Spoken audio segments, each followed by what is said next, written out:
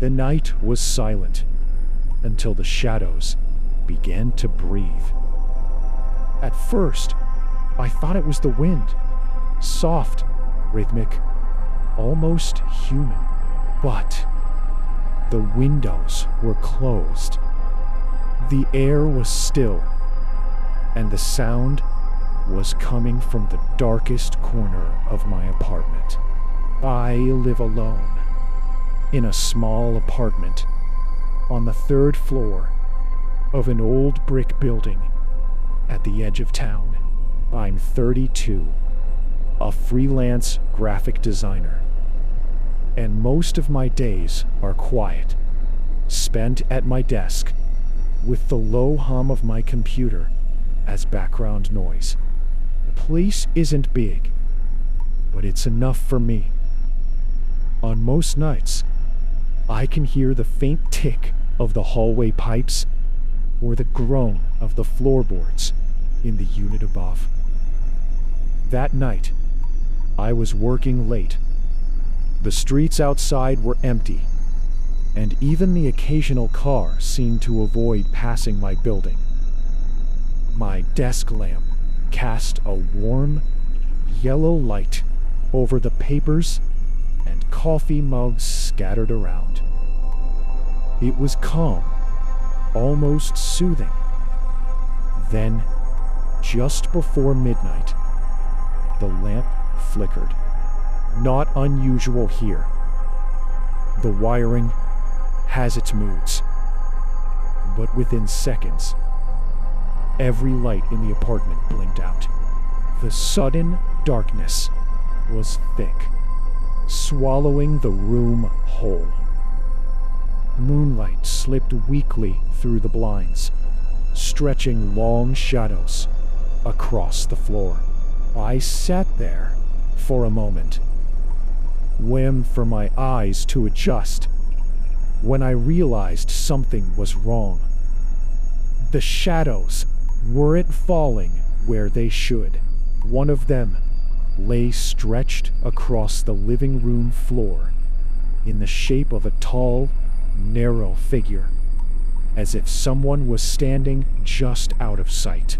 Another clung to the wall, detached from any object that could have cast it. I told myself it was just my imagination, tricks of the light. But the air in the room felt heavier, colder, like the moments before a storm. I stood slowly, my footsteps sounding too loud in the stillness. The nearest shadow was by the kitchen, at least 10 feet away. I blinked, and it was closer. Not by much, but enough that my stomach tightened. That's when I heard it. Soft, rhythmic, unmistakable breathing. Not coming from outside. Not from the hallway. From here. I reached for my phone, turning on the flashlight. The beam cut through the dark, landing on empty space. But the shadows didn't move. They stayed exactly where they were, ignoring the light entirely. I couldn't shake the feeling they were watching me. Then, from the corner of my eye, I caught movement. One of the shadows bending slightly, the way a person might lean forward to get a better look. The breathing grew louder.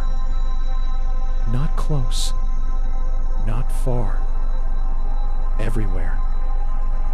I backed into my bedroom and shut the door.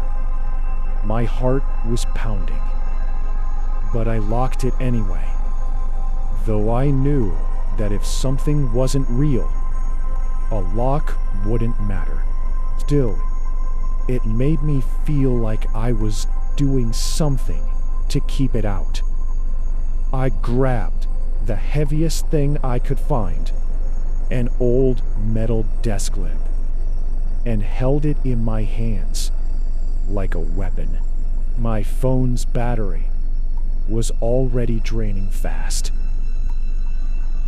I decided I would wait until morning. Just stay in here until the sun came up. But when I glanced at the gap beneath the door, I saw it. Something blocking the faint light from the living room. A shadow. But there was no light in there for a shadow to exist. It didn't move. Neither did I. Then, slowly, impossibly, it bent down until its form pressed against the floor. The shape held there for a second, and something touched the other side of the door. The breathing stopped. Silence. I waited, listening, every muscle tense. I didn't hear footsteps leaving. I didn't hear the door open. But somehow, I knew it was no longer outside my room. Except when I finally dared to turn toward the far corner of my bedroom. My breath caught in my throat. There it was.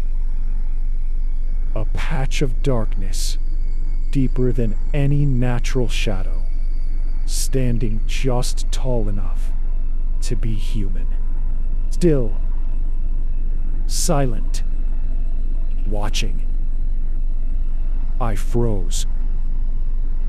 The next hours stretched on endlessly until faint morning light began to creep through the curtains. The shadow was gone. My bedroom looked ordinary again. My apartment looked like it always did. But that night, when the lights went out, I saw it again. Just for a second, standing a little closer than before.